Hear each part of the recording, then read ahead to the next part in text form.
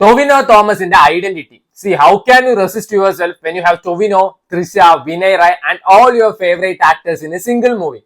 ഒരു photographic memory ഉള്ള ഒരു നായിക, പേഴ്സണാലിറ്റി ഡിസോർഡർ ഉള്ള പെർഫെക്ഷനോട് ഒബ്സസ്ഡ് ആയിട്ടുള്ള ഒരു നായകൻ, കുടുംബ സീരിയലിലെ നായകനായിട്ട് വെള്ളയിട്ട് ചന്ദനക്കുറിയിട്ട് പ്രസന്റ് ചെയ്താൽ പോലും സംശയത്തിന്റെ നിഴലിൽ നമ്മൾ നോക്കുന്ന വിനയ് റായ് എന്നുള്ള ഒരു police officer.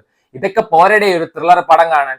So Tovino Thomas starts 2025 with a bang എന്ന് പറയാൻ അടിപൊളി പടമാണ്. ഞാൻ വലിയ എക്സ്പെക്ടേഷനിലൊന്നും അല്ല പോയി കണ്ടു, പക്ഷെ എനിക്ക് നല്ലോണം ഇഷ്ടമായി.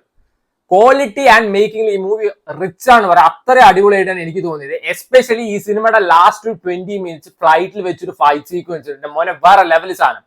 ഇന്ത്യൻ സിനിമയിലെ one of the best fight sequence നമ്മൾ അത്ര അടിപൊളിയാണ് അത് എടുത്തു വെച്ചിരിക്കുന്നത്. അതേപോലെ തന്നെ സെക്കൻഡ് ഹാഫിൽ ഒരു ലാൻഡ് റോവറും ഒരു വെർണിയും തമ്മിൽ ഫേസ് ഓഫ് സീൻ ഉണ്ട്, ഒരു ചേസിങ് സീൻ, അത് അടിപൊളിയായിരുന്നു.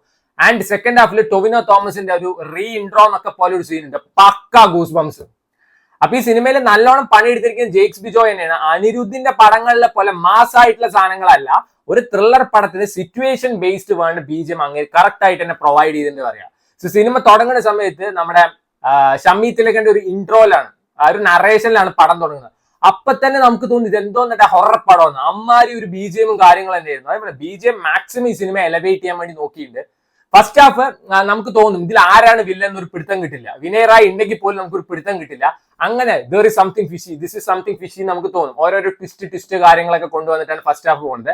സെക്കൻഡ് ഹാഫ് ആകുമ്പോഴേക്കും നമുക്ക് കാര്യങ്ങളൊക്കെ മനസ്സിലാവും ഇത് ആരാണ് വില്ലൻ. അങ്ങനത്തെ ഒരു സിനിമ ടുവേർഡ്സ് എൻഡ് അല്ല കാണിക്കുന്നത്.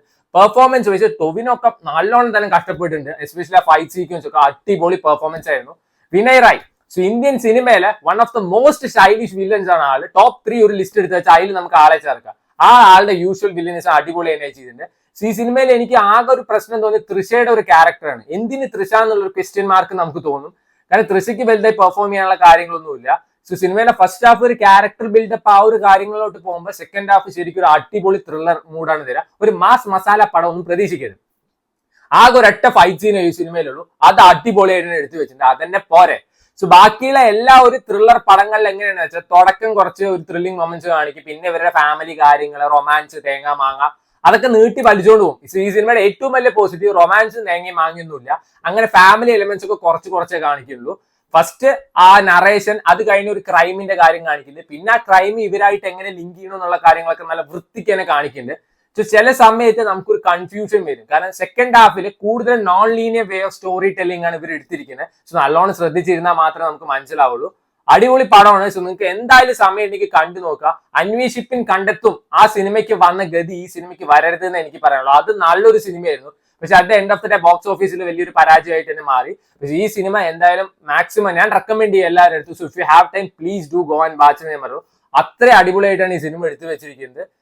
അർച്ചന കവി ഉണ്ട് ഈ സിനിമയില്. സോ അർച്ചന കവി ടൊവിനോന്റെ സിസ്റ്റർ ആയിട്ടാണ് അഭിനയിച്ചിരിക്കുന്നത്. ശരിക്കും ഒരു ചേച്ചിയുടെ ക്യാരക്ടർ ആയിട്ടൊക്കെ നമുക്ക് തോന്നും. മാർക്കോല് നമ്മുടെ മകന്റെ വിളയാട്ടമാണെങ്കിൽ ഇതിൽ അച്ഛൻ നന്നായിട്ട് തന്നെ പെർഫോം ചെയ്തിട്ടുണ്ട്. ഷമ്മി തിലകൻ നല്ല രീതിക്ക് തന്നെ പെർഫോം ചെയ്തിട്ടുണ്ട്. അജു വർഗീസ് ഒരു പോലീസ് സീരിയസ് ക്യാരക്ടർ ഒക്കെ ചെറിയൊരു ക്യാരക്ടർ ചെയ്തിട്ടുണ്ട്. നമ്മുടെ കണ്ണൂർ സ്ക്വാഡിലെ വില്ലൻ ഈ സിനിമയിലുണ്ട്. ആളാണ് ആദ്യത്തെ കുറച്ച് ഭാഗമൊക്കെ നന്നായിട്ട് തന്നെ പെർഫോമൻസ് വൈസ് എല്ലാവരും അടിപൊളിയായിരുന്നു. ആകെ ഒരു പ്രശ്നം തോന്നി തൃഷയുടെ ഒരു ക്യാരക്ടർ മാത്രമാണ്. സോ വലിയ പ്രതീക്ഷയൊന്നും ഇല്ലാതെ നിങ്ങൾ പോയി കണ്ടു കഴിഞ്ഞാൽ നിങ്ങൾക്ക് നല്ലൊരു ത്രില്ലർ പടം കാണാം. So try it out if you have time.